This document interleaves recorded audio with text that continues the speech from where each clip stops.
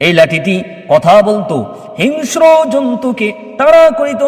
ঘুমাইলে মূসা আলাইহিস সালাতু ওয়াস সালামের বকরির পাল পাহারা দিত, অন্ধকারে আলো দিত, জমিনে গাড়িলে গাছ হইয়া সুস্বাদু ফল দান করিত ইত্যাদি। আউযু বিল্লাহি মিনাশ শাইতানির রাজীম। বিসমিল্লাহির রহমানির রহিম। طه ما أنزلنا عليك القرآن لتشقى إلا تذكرة لمن يخشى تنزيلا ممن خلق الأرض والسماوات العلى। আজকের আলোচ্য বিষয় সূরাতুত তাহা।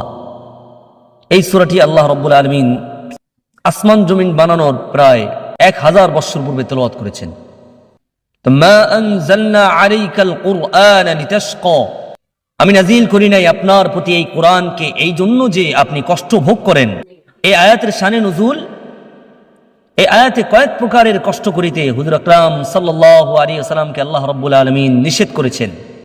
প্রথমত, কাফেররা কোরআনে অবিশ্বাস করে বলিয়া আপনি দুঃখিত হইবেন না, আপনার কর্তব্য শুধু আল্লাহর বাণী পৌঁছিয়ে দেয়া। দ্বিতীয়ত, হযরত আকরাম সাল্লাল্লাহু আলাইহি ওয়াসাল্লাম তাহাজ্জুদের নামাজে এত দীর্ঘ কিরাত পড়িতেন যে দাঁড়াইয়া থাকিতে থাকিতে হযরত আকরাম সাল্লাল্লাহু আলাইহি ওয়াসাল্লামের পা মোবারক ফুলে যেত। অতএব আল্লাহ রাব্বুল আলামিন আদেশ করলেন যে আপনি কষ্ট ভোগ করার জন্য আমি এই কোরআন নাজিল করি নাই, এখন হইতে ততটুকুই পড়িবেন যা আপনার পক্ষে সহজ হয়। তৃতীয়ত, দীর্ঘক্ষণ ধরিয়া কোরআন পাঠে হুজুর সাল্লাল্লাহু আলাইহি ওয়াসাল্লাম ক্লান্ত হইতে দেখিয়া কাফেররা টিটকারি করত, বলতো যে মুহাম্মদ কোরআনের কারণে বড় বিপদে পড়েছে। এই সমস্ত কারণেই আল্লাহ রাব্বুল আলামিন এই আয়াত নাজিল করেছেন। আল্লাহ পাক দীর্ঘ কিরাত পড়িতে হুজুর আকরাম সাল্লাল্লাহু আলাইহি ওয়াসাল্লামকে নিষেধ করিয়াছেন, যাহাতে তাহার কোনো কষ্ট না হয়, যাহাতে নবী সাল্লাল্লাহু আলাইহি ওয়াসাল্লামের কোনো কি না হয়। তাহা হরফুল মুকাত্তাআত, আয়াতি মুতাশাবিহাত, এর অর্থ আল্লাহ রাব্বুল আলামিন ভালো জানেন। মা আনজালনা আলাইকাল কুরআন লিতাশকা, আমি নাজিল করি নাই আপনার প্রতি এই কোরআনকে এই জন্য যে আপনি কষ্ট ভোগ করেন। ইল্লা তাযকিরাতান লিমান ইয়াখশা, বরং এমন ব্যক্তিকে উপদেশ প্রদানের জন্য নাজিল করেছি যে ব্যক্তি আল্লাহকে ভয় করে। তানজিলাম মিম্মান খালাকাল আরদা ওয়াস সামাওয়াতিল উলা, ইহা এমন এক পবিত্র সত্তার তরফ হইতে নাজিল করা হয়েছে যিনি জমিনকে এবং উচ্চ আসমান সমূহকে কি করেছেন? সৃষ্টি করেছেন। আল উলা, সর্বোচ্চ। আর রহমান আলাল আরশ ইস্তাওয়া, এটা হলো দ্বিতীয় প্রকারের মুতাশাবিহাত আয়াত। কিতাবুন মুহকিমাত আয়াতুহু সুম্মা ফুসসিলাত মিন লাদুন হাকীমিন খবীর। অন্য আয়াতে আছে হুন্না উম্মুল কিতাবি ওয়া উখরু মুতাশাবিহাত, একটা হলো আয়াতুম মুহকামাত ও আয়াতুল মুতাশাবিহাত। তাহা হলো আয়াত মুতাশাবিহাত এক, আর রহমানু আলাল আরশি ইস্তাওয়া আয়াত মুতাশাবিহাত 2। আর তিনি পরম করুণাময় আরশের উপর, আর রহমান তিনি পরম করুণাময়, আলাল আরশি ইস্তাওয়া আরশের উপর অবস্থিত আছেন। আল্লাহ কি আরশের উপর অবস্থিত আছেন নাকি? আল্লাহর তো নির্দিষ্ট কোনো জায়গা নাই, নিরাকার। লাহু মা ফিস সামাওয়াতি ওয়া মা ফিল আরদি ওয়া মা বাইনাহুমা ওয়া মা তাহতাত তারা, তাহার সত্তাধীন রয়েছে যাহা কিছু আসমানের মধ্যে রয়েছে, জমিনে আছে, ওয়া মা বাইনাহুমা এর মধ্যভাগে রয়েছে, ওয়া মা তাহতাত তারা জমিনের অভ্যন্তর সারা নামক স্থান, সিক্ত মাটির নিম্নে রয়েছে, তাহা তিনি জানেন। وإن تجهر بالقول فإنه يعلم السر وأخفى ইহা তাহার ক্ষমতা ও প্রভুত্ব আর তাহার জ্ঞানের রূপ যে যদি তুমি উচ্চ রবে কথা বলো তাহা শ্রবণ করা সম্বন্ধে কি সন্দেহ আছে? তিনি নীরবে কথিত কথা, নীরবে যে কথিত কথা বলে মানে মনে মনে কল্পনা, সেটাও তিনি জানেন। ওয়া আখফা, বরং তাহার চেয়ে অধিকতর গুপ্ত কথাও, মনে সদ্য উদিত ভাবও তিনি জানেন। তাহলে আমরা যেটা জানলাম, সির হলো নীরবে কথিত কথা, মনে মনে কল্পনার কথা। কল্পনা এখনো হয় নাই, কল্পনা আসে নাই, কল্পনার ভাব মাত্র আসছে, সেটাকে বলা হয় আখফা। এ আরো স্পষ্ট। কল্পনার ভাব কে জানেন? আল্লাহ তাআলা জানেন। কল্পনা করে নাই, কল্পনা করবে, কল্পনার ভাব সামনে আসতেছে, ভাবটা আসবে এমন, এই ভাবটাকে কেউ জানে না, কিন্তু ভাবটাকে আল্লাহ তাআলা জানেন। আর নীরবে যে কথাটা অন্তরের মধ্যে বারবার জপতে থাকে সেটাকে বলা হয় সিদ। আল্লাহু লা ইলাহা ইল্লাহু লাহুল আসমাউল হুসনা, সে আল্লাহ এমন যে তিনি ভিন্ন আর কেহই উপাস্য হওয়ার যোগ্য নয়। লাহুল আসমাউল হুসনা, তাহার অতি উত্তম উত্তম নাম সমূহ রয়েছে। ওয়াহাল আতাকা হাদিসু মূসা, আর হে মুহাম্মদ সাল্লাল্লাহু আলাইহি সাল্লাম, মূসার বৃত্তান্ত আসিয়াছে কি আপনার নিকট? ওয়া শ্রবণোপযোগী ঘটনা। إذ رأى نارا فقال لأهلهم كثوا إني آنست نارا, যখন মূসা আলাইহিস সালাতু ওয়াস সালাম এক আগুন দেখলেন, মাদিয়ান থেকে প্রত্যাবর্তনকালে পথভ্রান্ত অবস্থায় তুর পাহাড়ে আগুন দেখলেন। উমকুসু ফিহা, অবস্থান করলেন তথায়। উমকুসু লিআহলিহি, উমকুসু, নিজ পরিজনকে বললেন তোমরা এখানে অবস্থান করো, তোমরা থামো। ইন্নী আনাস্তু, আমি আগুন দেখিতে পাইয়াছি। নারন, আগুন। লাআল্লী আতিকুম মিনহা বিকবাস, হয়তো আমি তোমাদের মধ্যে আগুনের হলকা নিতে পারিব। আও আজিদু আলান নারি হুদা, অথবা তথায় পথের সন্ধান পাইব। ফালাম্মা আতাহা নুদিয়া ইয়া মূসা, রাওয়াত আছে যে মূসা আলাইহিস সালাতু ওয়াস সালাম নিজ শ্বশুর শুআয়ব আলাইহিস সালাতু ওয়াস সালাম হইতে বিদায় গ্রহণ পূর্বক নিজের গর্ভবতী স্ত্রী ও খাদেমকে সঙ্গে লইয়া মিশর প্রত্যাবর্তনকারী পথ ভুলে এক উপত্যকায় পৌঁছিলেন। স্ত্রীর প্রসব বেদনা শুরু হইলে, বেদনা উপস্থিত হইলে অগ্নির প্রয়োজন হয়, তিনি আগুন জ্বালাইতে ব্যর্থ হন। এমন সময় দূরে এক আগুন দেখিতে পান।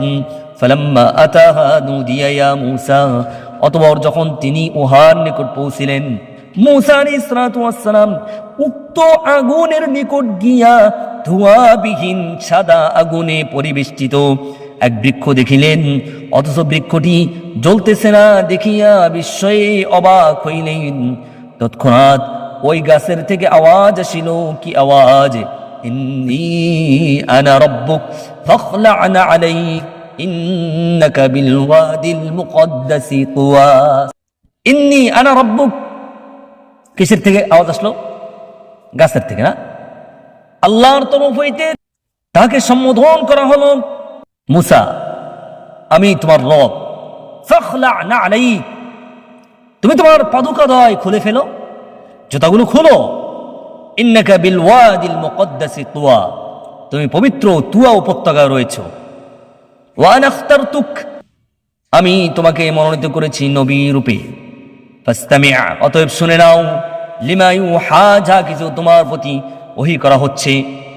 কি ওহী? ইন্নানি আনাল্লাহ, বলে যে আমি আল্লাহ।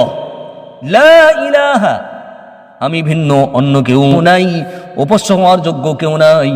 অতএব আমার ইবাদত করো। কার ইবাদত করো? আমার ইবাদত করো। ওয়া আকিমিস সালাতা, যথারীতি নামাজ আদায় করে থাকো। লিযিকরি, আমাকে স্মরণের উদ্দেশ্যে। ইন্নাস সাআতা, নিশ্চয়ই কিয়ামত আসবে। আতিয়াতুন, আমি উহার নির্দিষ্ট সময়কে সমস্ত মানুষের নিকট। আকাদু ফিহা, গোপন রাখতে চাই। লিতুজুজা, যেন প্রত্যেক ব্যক্তিকে বিনিময় প্রদান করতে পারি, প্রদান করি। বিমা তাসা, তাহার আমল নামার, তাহার আমলের বিনিময় আমি প্রদান করি। ফালা ইয়াসুদ্দান্নাকা, অতএব তোমাকে যেন কিয়ামতের প্রস্তুতি হইতে বিরত না রাখে। মাল্লা ইউমিনু বিহা, এমন লোক যে উহার প্রতি বিশ্বাস রাখে না, ওয়াত্তাবা হাওয়া, এবং নফসের ইত্তেবা করে, নফসের তাবেদারি করে, প্রবৃত্তির অনুসরণ করিয়া চলে। ফাতাউদা, যাহার ফলে তুমি সেই অমনোযোগিতা হেতু তুমি ধ্বংস হও। ওমা তিলকা বিয়ামিনিকা ইয়া মূসা, আল্লাহ রাব্বুল আলামিন বললেন ওমা তিলকা বিয়ামিনিকা ইয়া মূসা, আর আল্লাহ বললেন হে মূসা তোমার ডান হাতে ইহা কি? ক্বালা হিয়া আসায়া, মূসা আলাইহিস সালাতু ওয়াস সালাম বললেন ইহা আমার লাঠি। আতাওয়াক্কাউ আলাইহা, আমি কখনো উহার উপর ভর দিয়ে চলি। ওয়া আহুশ্শু বিহা, এবং কখনো উহা দ্বারা গাছ হইতে পাতা ঝাড়িয়া থাকি। আলা গনামি, আমার শাকপালের জন্য। ওয়ালিয়া ফিহা মাআরিবু উখরা, ইহাতে আমার আরো বহুবিধ প্রয়োজন রয়েছে। এই লাঠিটি হযরত আদম আলাইহিস সালাতু ওয়াস সালাম হইতে নবীগণ ওয়ারিসি সূত্রে প্রাপ্ত হইয়া হযরত শুআয়ব আলাইহিস সালাতু ওয়াস সালাম পর্যন্ত পৌঁছিয়াছিল, তাহাই হযরত মূসা আলাইহিস সালাতু ওয়াস সালাম প্রাপ্ত হন। কথিত আছে এই লাঠিটি কথা বলতো, হিংস্র জন্তুকে তাড়া করত, ঘুমাইলে মূসা আলাইহিস সালাতু ওয়াস সালামের বকরির পাল পাহারা দিত, অন্ধকারে আলো দিত, জমিনে গাড়িলে গাছ হইয়া সুস্বাদু ফল দান করিত। এই লাঠিটি কথা বলতো, হিংস্র জন্তুকে তাড়া করিত, ঘুমাইলে মূসা আলাইহিস সালাতু ওয়াস সালামের বকরির পাল পাহারা দিত, অন্ধকারে আলো দিত, জমিনে গাড়িলে গাছ হইয়া সুস্বাদু ফল দান করিত।